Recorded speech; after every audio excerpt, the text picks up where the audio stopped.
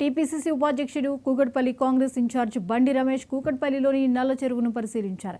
నల్ల చెరువును పూర్తి స్థాయిలో అభివృద్ధి చేస్తున్నట్లు ఆయన తెలిపారు. అక్కడ వాకింగ్ ట్రాక్, జాగింగ్ ట్రాక్, చిన్నపిల్లల స్కేటింగ్, గ్రీనరీ వంటి సౌకర్యాలు ఏర్పాటు చేయడం చేస్తున్నట్లు వెల్లడించారు. భవిష్యత్తును దృష్టిలో పెట్టుకుని ఉన్న చెరువు పైన కాపాడాలని ఉద్దేశంతో ఈ పనులు చేపట్టడం జరిగిందని ఆయన పేర్కొన్నారు. 6 ఎకరాల్లో కొంతమంది వాళ్ళ తాతల పేరు ఉంది.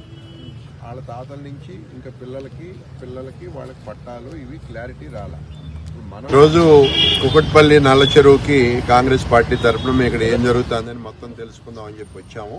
ఆల్రెడీ మా ప్రభుత్వం వచ్చినాక ఈ చెరువుని సుందరీకరణ కానీ డెవలప్మెంట్ కానీ మేము టేకప్ చేయడం జరిగింది.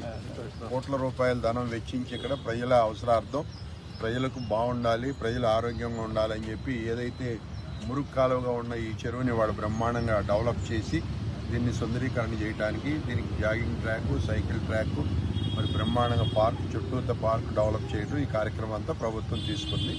అయితే ఇక్కడ ఉన్న ఇష్యూ ఏంటంటే కొంత మేరకు భూమి మరి ఏదైతే ఎఫ్టీఎల్లో ఉందో పట్టా భూమి వాళ్ళందరికీ కూడా ప్రభుత్వం టీడీఆర్ ఇవ్వడానికి సిద్ధంగా ఉంది.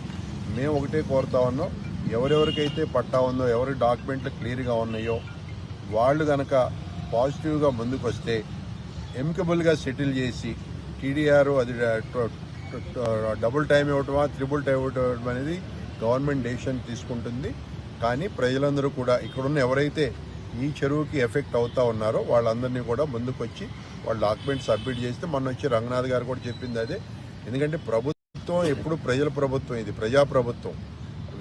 ముఖ్యంగా రేవంత్ రెడ్డి గారు వాళ్ళ పేద ప్రజలకు అండగా ఉండి ఎక్కడ ఎవరికి అన్యాయం జరగకూడదు, ఏదన్నా కూడా ప్రశాంతంగా కంప్లీట్ చేయాలనే ఆలోచనతో ఉన్నాం. కాబట్టి మరి ఇక్కడున్న రైతులు కానీ పట్టాదారులు కానీ లేకపోతే కొనుక్కున్న వాళ్ళు ఎవరైనా ఉంటే కొంతమంది ఇంతకుముందు పాత ప్రభుత్వంలో ఉన్న పెద్దలు దొంగ డాక్యుమెంట్లు చేసి నోటరీలు చేసి పేద ప్రజలను దోసుకు తిన్నారు. వాళ్ళు క్లియర్గా ఉంది, చెరువును మొత్తం మట్టితో నింపేశారు.